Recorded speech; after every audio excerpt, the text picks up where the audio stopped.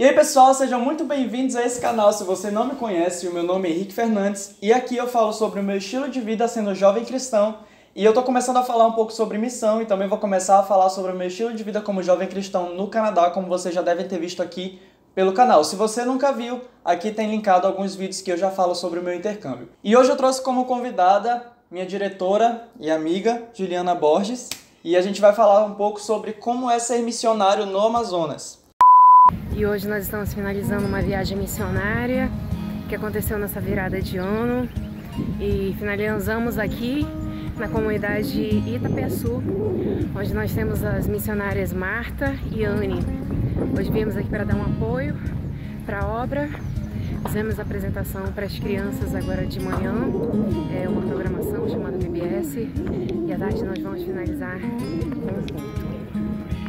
Olá, gente! Meu nome é Juliana Borges, eu já trabalho com missões desde 2004, viajando, e em terra eu fiz meu trabalho missionário pela primeira vez em 2002, em invasões, em áreas de risco e com grupos americanos, né?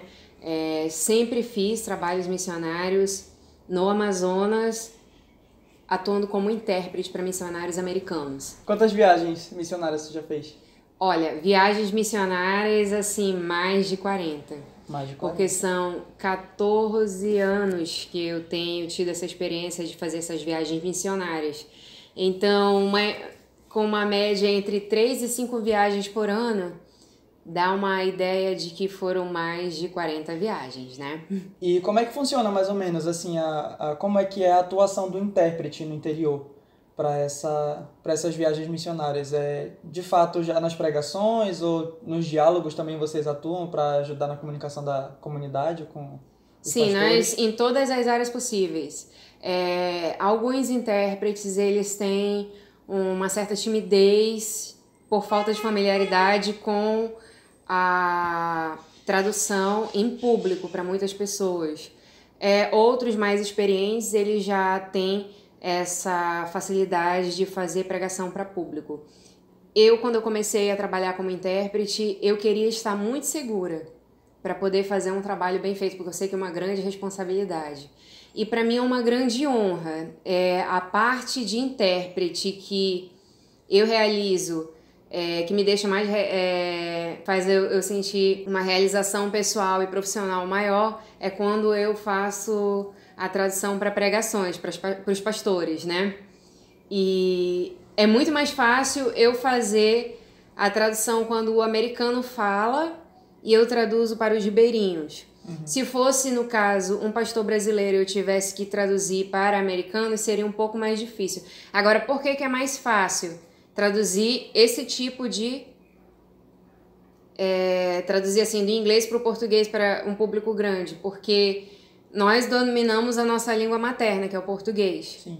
E você tem várias formas de resolver essa situação quando você está traduzindo. Porque, por exemplo, você não conhece a palavra exata, mas você tem uma ideia e você consegue fazer as adaptações. A ideia do contexto, né? De não traduzir literalmente sempre. Isso mesmo. Uma boa dica para o inglês. Tem gente que aprende o inglês traduzindo e isso não funciona.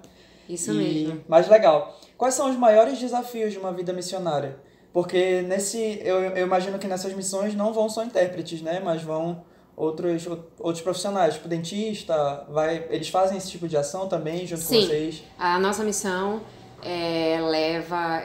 ela faz aquelas clínicas que são instantâneas, né? Nós chegamos nas comunidades e aí, se tiver o centro social, se tiver uma árvore, vai na situação. Se não tiver árvore, nós montamos clínica para o dentista, a área da farmácia, da triagem, os médicos, eles se instalam nas condições que o local oferece. Então, se lá não tiver condições, nós vamos com o mínimo que nós temos, mas sempre conseguimos abençoar as pessoas, porque as pessoas elas carecem muito nessas comunidades ribeirinhas de atendimento médico, de dentistas, então são poucas as oportunidades que eles têm de pessoas visitando, e o melhor de tudo que nós usamos isso como um veículo para levar o amor de Jesus. Isso é uma estratégia para que nós possamos falar do Evangelho, né? E É basicamente isso, né? Os maiores desafios, então, são esses de não ter as instalações propícias para ajudar a comunidade de uma forma melhor, né? Então, Isso. é meio que improvisado lá. Isso mesmo. Houveram vários casos assim que nós estávamos atendendo ao ar livre e de repente vem uma chuva super forte, aí você tem que colocar lona em cima dos remédios, aí tem material que é caro, né? Material cirúrgico e tudo, você tem que sair correndo, tem que, de uma hora para outra, dar um jeito de não causar prejuízo. Tanto para as pessoas, para a integridade física das pessoas, quanto para os profissionais. Isso mesmo. Entendi. A gente sabe que essas comunidades, elas são bem... A situação deles é bem precária, né? A gente tem uma noção, na verdade, porque só sabe quem vai, né? A gente tem uma noção. Mas qual é a realidade mesmo desses ribeirinhos na questão do evangelho? Eles já receberam alguma vez alguma palavra? Eles conhecem o evangelho? Ou a maioria deles nunca ouviu falar de Jesus? E como é que vocês chegam nesse ponto para não se tornar uma coisa chata, né? Porque alguns deles, por exemplo, eu acredito que nas comunidades mais afastadas eles já tenham um hábito mais indígena, né? De viver. Um jeito Sim. mais indígena. Isso falando do Amazonas. Sim. Então, qual é a realidade deles? Olha, a realidade é o seguinte, eles são muito carentes da palavra de Deus. A maioria dos ribeirinhos que nós visitamos, eles têm sede, eles têm fome e sede de conhecer a palavra. Mas não tem muitos missionários fixos. Existem aqueles que visitam, que, como nós no caso, né? Fazemos uma visita, talvez na comunidade uma vez por ano, duas vezes por ano, porque né? são mais de 30 mil comunidades em todo o estado do Amazonas. Então nós tentamos alcançar o máximo de lugares possíveis, mas só que a maior carência é de missionários fixos, de igrejas que estão implantadas lá para atender constantemente. Então, e muitas vezes nós temos as pessoas, mas precisamos de recursos financeiros, porque tudo envolve custo. Chegar numa comunidade, vai precisar de um barco, vai precisar do combustível para chegar até lá. São recursos mínimos, né? Graças a Deus, em parceria com muitas igrejas americanas, a nossa missão tem recebido muitas bênçãos, muitas ajudas financeiras, às vezes comprometimento de 1 ano, de 2 anos, de 5 anos, para ajudar a abençoar certos missionários e certas comunidades, construções de igrejas, né? Mas esse auxílio ele deve estar acontecendo frequentemente para que possamos alcançar o máximo de pessoas possíveis. Legal, agora conta pra gente uma situação, 2, no máximo 3, uma situação inusitada que já aconteceu. Por exemplo, uma situação engraçada, um mico já pagou, algum mico falando alguma coisa que não era pra ter falado. Sim. Uma vez um americano ele estava falando do plano de salvação, aí de repente, no meio da história que falava de Jesus, se você aceitar Jesus, você tem a vida eterna e tudo, de uma hora para outra ele colocou a galinha na história. Senhoras, por favor, não vamos perder a cabeça. Perder a cabeça? E foi muito engraçado, eu me segurei para não rir, eu não transmiti isso para o ribeirinho, mas o americano ele jogou galinha no meio da conversa, foi um anacoluto em grande estilo, e ele não se tocou que ele tinha colocado galinha na história. E aí eu tive que conversar com ele. Por que a galinha? Tira essa galinha, o que a galinha tem a ver, né? Então isso daí foi uma situação muito engraçada, né? Tem mais alguma outra situação? Tem sim, tem uma outra situação. Uma vez nós fomos evangelizar um rapaz que nós vimos que ele era muito resistente, ele não saía da rede, ele tinha muito ódio no olhar. E ficou difícil para mim, enquanto intérprete, porque a pessoa que estava evangelizando, é interessante que eles não conhecem a nossa cultura, eles não conseguem visualizar coisas que nós visualizamos. Então, por isso que eu digo que o intérprete ele tem que ser intérprete, não um tradutor. Porque tradutor só é de palavras, mas intérprete ele interpreta a sensação, o ambiente, ele consegue sentir a sua cultura, o que há de espiritual que o estrangeiro não vai sentir. Eu percebi a resistência dele e, ao mesmo tempo, o missionário ele queria introduzir a todo custo o evangelho. Eu já vi que já não era mais o momento, que era lançar pérolas aos porcos. O moço ele falou que ele não gostava de receber ensinamento bíblico. Então ele já tinha se fechado, né? Pra mim foi muito difícil, foi doloroso também. Agora, a terceira foi muito engraçada também. Nós não tínhamos nos programado a visitar uma comunidade que nós fomos. Fazer uma visita assim, 6 da manhã. E eu topei. Juliana, você topa? Aí eu peguei e fui. E aí tínhamos muitas doações. E normalmente são aqueles canivetes multiuso, que tem 7 funções. Os americanos, eles trazem muito porque para os ribeirinhos é muito útil para o dia a dia deles, né? E aí, eu acho que tinha umas 20 pessoas e o missionário tinha levado uns 50 canivetes, né?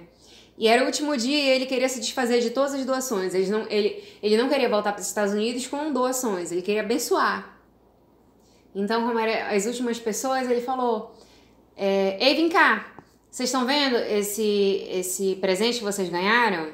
Aí o pessoal, sim, aí todo mundo rindo, né, porque ganhou presente, quem ganha presente fica feliz, né? Eu queria. Aí ele falou bem assim, mas eu vou dizer uma coisa pra vocês, Deus falou comigo. Aí o pessoal, falou? Falou. Ele mandou eu dar mais um presente, aí ele começou a dar o presente pra todo mundo, aí ele dizendo que Deus mandou dar mais um presente, né? Aí todo mundo rindo, foi uma alegria só, né? Então são coisas assim que marcam. Alguns detalhes que marcam, né, que fazem a diferença. E de fato, eu imagino que quando a gente vai para campo missionário, tudo que acontece desde a nossa saída de casa até a chegada, tudo que acontece durante, até a volta, Deus está ali movendo, Deus está abrindo portas e com certeza cada um que vai com a missão sente de uma forma diferente e as pessoas que vão e recebem também sentem isso, né? Porque é uma atmosfera que envolve ali. E agora a gente já entendeu mais ou menos como é que funciona uma vida missionária de um intérprete, a gente já entendeu mais ou menos qual é a carência, né, daqui no território amazonense, quais são as dificuldades que a gente geralmente enfrenta sendo missionário. Mas e se, por exemplo, alguém que está assistindo esse vídeo quer se tornar um intérprete missionário, quer atuar em missões, sente esse desejo no coração de ir para o interior, de alcançar os ribeirinhos, de alcançar pessoas, né, sente esse chamado, o que ela precisa fazer para se tornar um intérprete ou se tornar um missionário, né, para alcançar essas pessoas. De intérprete, a gente sabe que o primeiro é o inglês, né? Já é base. Mas fora isso, existe alguma igreja que move isso ou não? Qualquer denominação? Eu posso ser o canal para esses missionários. Então pronto, entrar em contato. Redes sociais aqui no box de informações. Isso mesmo. Eu posso conectar vocês com todas as igrejas e as missões que existem no Amazonas, porque eu estou por dentro de todas. Tenho conhecimento da liderança de todas essas missões. E sempre queremos novos intérpretes, novas pessoas para servirem, serão sempre bem-vindas. E às vezes você pode não ter muita experiência, mas se você tem um coração para servir a Deus, o resto você consegue, Deus vai te capacitar. Com certeza. Então não tem problema se for de uma denominação diferente ou não, qualquer igreja, qualquer pessoa que sente esse desejo no coração e tem o coração aberto para missões. Sendo um servo do Senhor. Tendo testemunho. Bom testemunho, está atuando, um cristão, o obreiro que não tem do que se envergonhar, né? Exatamente. E que está com vontade de servir, tem amor a vidas, esse é o principal. Glória a Deus por isso, então. Então é isso. Esse foi o vídeo de hoje para falar um pouco sobre como é ser missionário no Amazonas com a nossa querida Juliana Borges. E tem feito um trabalho muito bom aqui na cidade, tanto na área artística quanto na sua vida missionária, né? Ao longo dos seus 14 anos de servidão aí no campo de missões. Então espero que vocês tenham gostado desse vídeo, foi muito bom te receber aqui no canal. Obrigada. Seja muito bem-vinda. Então se você se sentiu abençoado e conhece alguém que tem vontade de ser missionário, de atuar no campo missionário aqui no Amazonas, ou se você mesmo sente esse desejo no coração, pode entrar em contato com a Juliana, né? E pode ajudar a gente compartilhando esse vídeo para o máximo de pessoas que você conhecer e que se interessarem por esse assunto. E não esqueça de se inscrever no canal, dar um like nesse vídeo que ajuda muito a gente, não é verdade? Verdade. E é isso. Fica com Deus, graça e paz. Amém.